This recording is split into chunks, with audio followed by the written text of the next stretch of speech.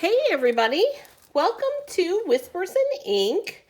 And for today's YouTube video, we're going to be assembling the Love You Always treat box. And aren't these cute? Oh, and so much fun. Now this one was a gift from Christine Bertram. And this idea was from Rachel Tessman. However, my main focus here is to show you how to assemble the inside box itself. Because and it's buried, you guys, so I'm sorry. It comes like this, and you have to put it together. All right. It doesn't take a rocket scientist. However, why not know a few tricks to put the box together? And then we're going to be using the You Are Amazing stamp set because I love the You Are Amazing sentiment there. And we're also going to be using the Fluttering Dies because you guys know how I love my butterflies. So, and don't tell Joe, but this might be one of his treat containers for Valentine's Day. Anyways, plus I have a really cool technique that I want to share with you guys. So we're going to leave this one up here so that you can remember what we're working on. And let's talk about this box. Now, the box itself kind of assembles similar like the paper pumpkin box with these flaps that fold in, okay? But the tricky parts are the side and this panel here. So put the long panel to your belly, and we're gonna go from right to left and then to the top. So this one, you're gonna wanna fold it up, fold this next score down, so mountain, and then valley, that little tab part. Again, lift this up, mountain like this, and then valley that, okay? So when you don't need to burnish, I didn't find that it was necessary. I put a couple of these together so far. Now this one, same thing, lift it up. These are obviously going to be folded in, but you're going to mountain this next fold and valley this one. Now this has a little slit in it right here, and that is essential to make sure that that pops through. Okay, back side. Fold up, mountain, valley, and you see this needs to be your last piece, which is why it's closest to you. All right, here we go. Take a deep breath. We're going to put our inside pieces tucked, okay? And then you're going to bring up this one side and hold that with one hand. Now, if you're a little assembly challenged, grab your reverse tweezers and hold that. Then you have two hands to hold this part, to fold this. All right, so we're putting our little tab parts tucked in, tucking this in like this. And here's where this part comes in. So you want to assemble this down like that. See where that little point is down there? And then we tuck this down and around like that. And there we go. There's our box. How about one more time? I know you can rewind, okay, but why not? And see, you can see where the box, those little valley parts that we made, they're all tucked in there really nice and neat, which is what holds the whole box together, just like that.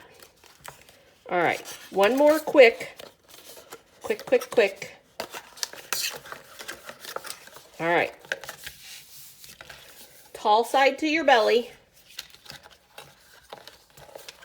Tabs up. This one's going to be quicker, you guys. Tabs up. Bring this side in. Tuck it down. Reverse tweezers. Tuck these side tabs in. Push this down. Hold this one. And then you have this to tuck down. Now there's your stabilizing and your completion. And last thing is you want to make sure that that little tab gets tucked in there so that your box doesn't explode open. This is not an explosion box this time. Okay, so, and then here is the outside panel. Just like that. So there is your Love You Always treat box. But we have to decorate it, right?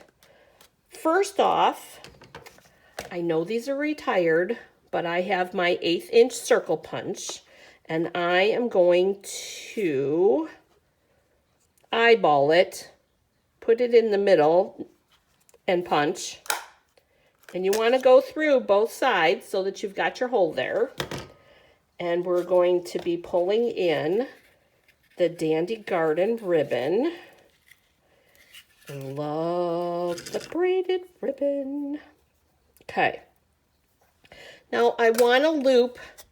Now this loop my finger can fit in, okay? But I want to make sure that this loop that Joe's finger can fit in, okay? So we want it a little bit bigger this time because, you know, the men in our life, they have bigger fingers than we do.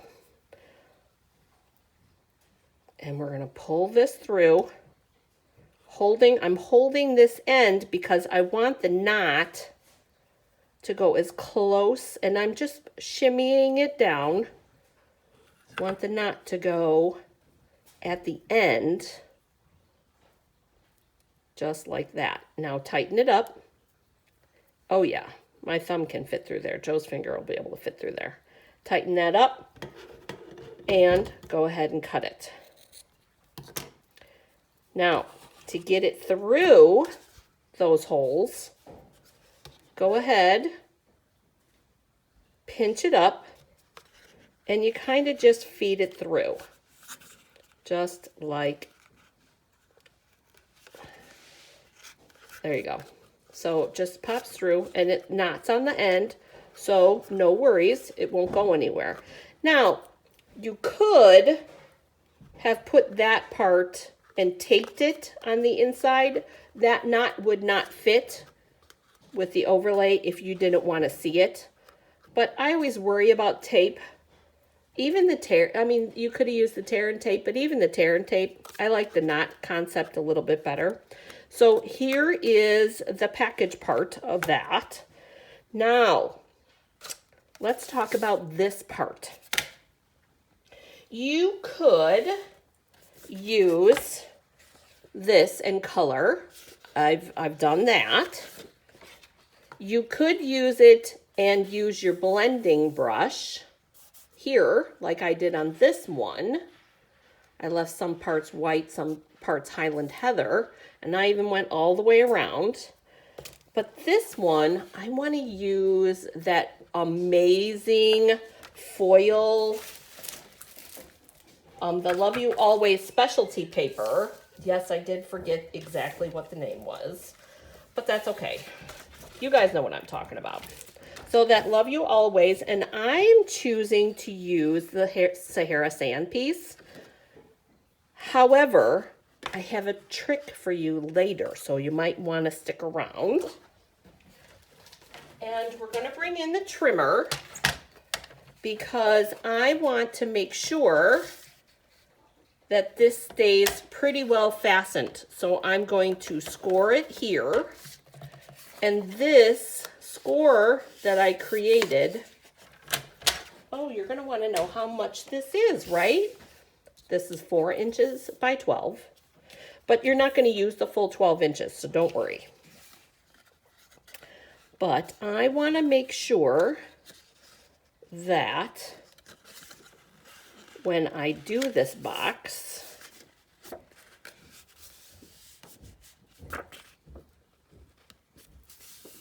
that it comes together,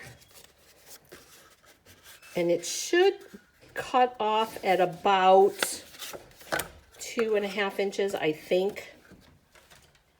I've eyeballed it every time, you guys, because of the fact that in case my score is off slightly, and I was right, 2.5 inches. 2.5 inches. So this will be 4 inches by 9.5, right? That would be 10, yep. 4 inches by 9.5, and then you have a piece for later. And you could use it to decorate if you want, or whichever way you want to handle that extra piece. Now, I did see, where is it? Here is this. I want this part to be the top part of the box, and I think you can see that little layer there. So I'm going to put my starting point, which will be the bottom, tear and tape, seal, plus multi-glue. I like the multi-glue because it gives me a little bit of wiggle room. And we're going to come back, make sure that our piece is correct. That goes up here. So we want this here. And I did do the first score line at 1 inch. Go ahead and fasten that. And then make sure it's where you want it.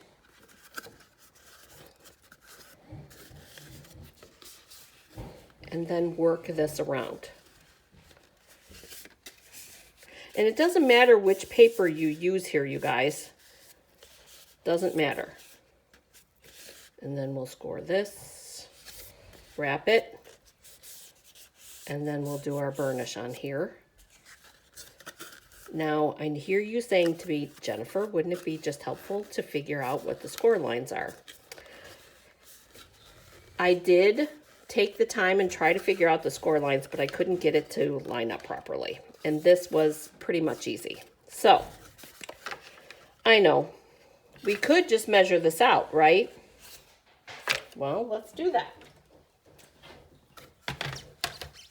So, our first one is at 1 inch. And we've got that 1 inch. So let's see where we're sitting at. Let's see. All right, so we've got 1 inch. And see, this is why. It's this little line after the 2.5, and then the 5 3/8, and then the little line after the 3/4, which is why I did it this way. Those, when you get down to those 7/8, you guys, I struggle. I struggle with them, and this works. Go ahead and put your glue, just like this, all the way around, and fasten it up.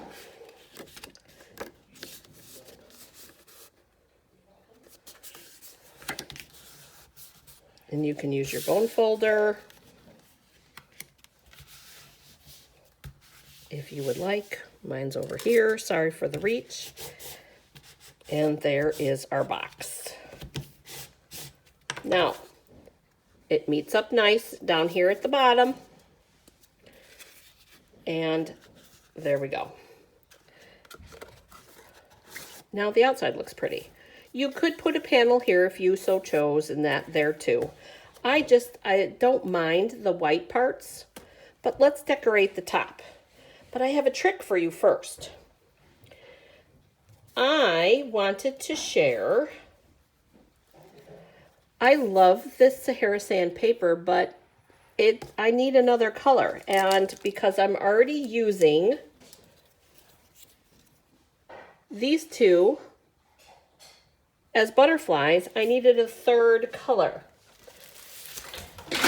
As I drop everything on the floor. Yeah, I thought that was... All right. So we've already got the Blushing Bride and the Rococo Rose butterflies, but I want to change the color of this because I like the foil edging on here. So I'm going to bring in my piercing mat and my blending brush and my Mossy Meadow ink without hurting myself. And we are going to color this. Go ahead and get your ink on your blending brush, and just like anything else, go ahead and blend up. Now, I didn't try this on the Blushing Bride or the Rococo Rose. I only tried it on the Sahara Sand, but I thought it was a fun add to this paper. And now we have Mossy Meadow foil. If you want it a little bit darker, go ahead and add another layer. And then it gets darker and darker every time you add another layer. So there's your Mossy Meadow. And I took the dies. This little leaf die, and I cut out 3 little leaves from from what I already inked up, just like that. Isn't that cool? I love how that turned out. So I also made a Sahara Sand piece using the die cut from the die cut set from the Fluttering set. And we're going to take this and we're going to use the You Are Amazing, and we're going to stamp that in the Mossy Meadow. In my Mossy Meadow. There we go. And we're going to put it down here towards the, more towards the lower left-hand side, so that I have room for butterflies and everything else. And there's that.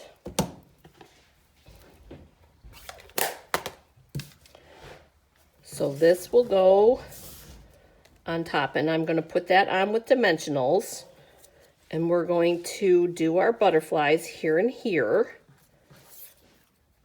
with our leaves here, here, and here. Love it. Okay. Let's do our dimensional pieces in here. And we're going to use the big dimensionals on this one. And you guys, I'm going to keep them more towards the middle so that we can tuck those leaves in and we don't have to fight with dimensional pieces. Okay? So go ahead and we'll take those off. And we can put that where we want it. If you wanted to put more of the braided twine, you can do that. I'm going to put mini dimensional on that one, and I'm going to double mini dimensional the other one, and whichever one you want.